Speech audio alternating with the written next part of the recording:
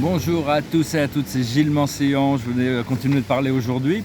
On m'a conseillé de parler un peu de mon expérience actuelle, mais bon, c'est tellement délicat, tellement étrange pour moi, donc je préférais, j'en parlerai, je préfère en parler, attendre d'en parler, de être sorti de cette situation, j'espère bientôt.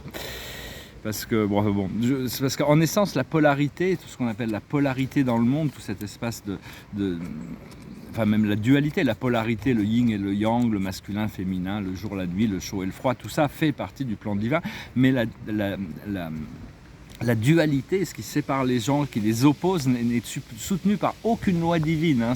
C'est vraiment, il faut savoir que bon, toutes les énergies sont impersonnelles en réalité. Et donc il ne faut pas s'associer aux énergies ou aux expériences. C'est juste des expériences qui passent, des énergies qui passent. Et il faut avoir confiance seulement dans la vérité, parce que tout le reste ne sont que des illusions. La vérité, c'est la lumière, c'est l'amour de Dieu. Et donc l'illusion, c'est de penser que quelque chose puisse exister au-delà, en dehors de Dieu, en dehors de l'amour de Dieu, ce qui n'est pas toujours facile, parce qu'on vit dans un monde qui a été quand même très conditionné. On nous a conditionnés depuis des millénaires à croire à cette idée de séparation, que la vie est à l'extérieur et qu'il faut se battre pour chaque chose que l'on a besoin. Mais à la fin, bon, même si on arrive tout en haut d'une pyramide, on reste un peu seul, parce qu'on n'a pas... il y a tous ces principes de solidarité qui sont en train de se mettre en place. Et parce que bon, dans mon expérience, c'est un peu difficile actuellement, mais enfin, vu que j'ai le Christ avec moi, je rencontre beaucoup de gens gentils et solidaires et sympas, enfin, en assistance quand même, et donc je vois que ça aide énormément. Et parce que savoir que tout est esprit, hein, dans l'univers, tout est esprit, tout vient de l'esprit, et d'essayer de voir tout d'un point de vue, d'une perspective spirituelle. Tous les êtres ont Dieu à l'intérieur d'eux, et ça ne peut pas changer. Hein. Quand vous rencontrez quelqu'un, imaginez que vous rencontrez le Christ dans toutes les personnes, peu importe où ils en sont. Et vous répétez, je suis un avec le Père, je suis un avec mon Créateur, je suis un avec mon Père. Ça renforce ce point d'immobilité dans l'esprit. Il faut apprendre à méditer pour écouter la petite voix, hein, savoir connecter, vous répétez, je suis une conscience divine, hein, je suis la conscience divine. Parce que les émotions négatives qui peuvent encore se présenter, c'est un peu comme du poison. Il faut arriver à trouver un moyen de les exprimer positivement pour qu'elles puissent se transmuter. Pas se nourrir de ces émotions négatives en se jugeant ou en jugeant les autres, ou en jugeant la situation, mais en trouvant une perspective lumineuse, hein, ou pas cultiver des choses négatives, c'est important, et essayer de rentrer dans le flot de ce que notre âme veut pour nous. Et donc en essence, voilà, c'est un petit peu faut essayer de rentrer dans cet alignement, et les choses s'arrangent à partir de là. Et on a tout ces systèmes d'énergie. Là, je vais tirer quelques cartes d'abord pour voir un petit peu pour la journée. Je voulais venir faire des vidéos. C'est toujours bien de continuer à faire ces vidéos pour le moment, donc je continue à les faire. Alors, passé, présent, futur. Le passé, c'est l'existence.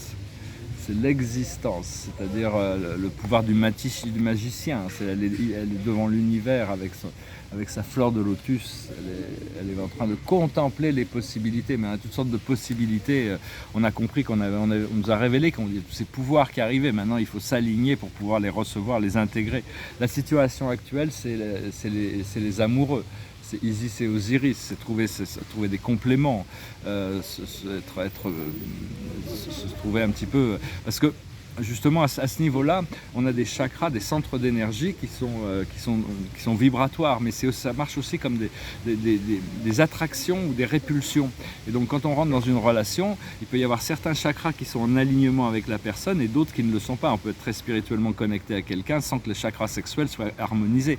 Donc, ou vice-versa, on peut être très attiré par quelqu'un sexuellement sans qu'il y ait vraiment ces chakras. Enfin, les chakras inférieurs sont plus communicatifs de l'attraction. Mais donc en essence, il faut arriver à comprendre ces roues d'énergie, comment les chakras fonctionnent, les purifier, les harmoniser. Et puis bon, au niveau de l'attraction, bien sûr, il faut aussi essayer de suivre son nez, parce que quand on devient assez sensible, on peut sentir les phéromones des personnes, et on voit la compatibilité au niveau de quand quelque chose, quand on est attiré par une bonne odeur, ça peut nous emmener au paradis, et une mauvaise odeur peut vraiment nous rendre cette chose nauséabonde. Hein. Dans le monde, il y a toutes sortes de choses. Enfin, je ne veux pas parler de négativité, c'est juste que il y a toutes sortes de contrastes dans ce monde. Et le futur, c'est l'exhaustion, c'est-à-dire que C'est-à-dire que c'est quelqu'un qui veut travailler tellement, qui veut en faire tellement, il se retrouve complètement épuisé. Et donc la solution, c'est le lâcher-prise. Je ne sais pas si on peut la voir, la carte du lâcher-prise. C'est l'idée d'une goutte d'eau qui s'accroche, elle s'accroche à sa feuille, elle est bien sur la feuille jusqu'au moment où elle lâche prise et elle tombe dans la mare, où elle se réunifie avec toutes les autres gouttes d'eau, elle ne peut plus jamais sécher. La situation sur laquelle on travaille actuellement, c'est l'isolation. On est en train de se décongeler, on est en train de se dégeler. C'est quelqu'un qui est dans un mur de glace et il pleure et ses larmes font décongeler le mur. On doit se reconnecter à cette sphère infinie, éternelle de l'amour qui est en toute chose et qui est dans toute chose et qui est toute chose. Et donc après ça, on doit tomber sur la morale. C'est-à-dire la morale, il ne faut pas être moralisateur. La morale, on a des principes qu'on doit se tenir, mais c'est vraiment toute cette idée de jugement, elle est vraiment toute verte. Je ne sais pas si ça va avoir un peu de lumière.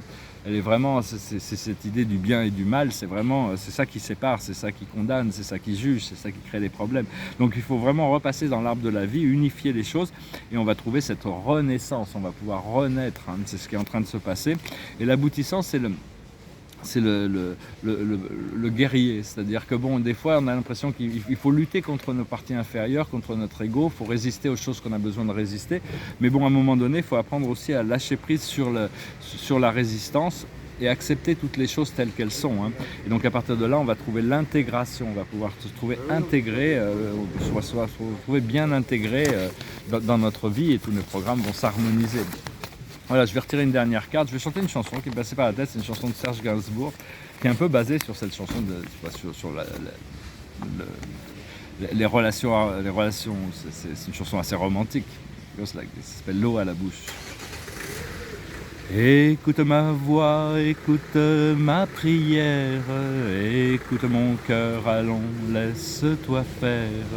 Je t'en prie, ne sois pas farouche. Quand me vient l'eau à la bouche, je te sens confiante, je te veux confiante, je te sens captive, je te veux docile, je te sens craintive. Ne sois pas farouche, quand me vient l'eau à la bouche.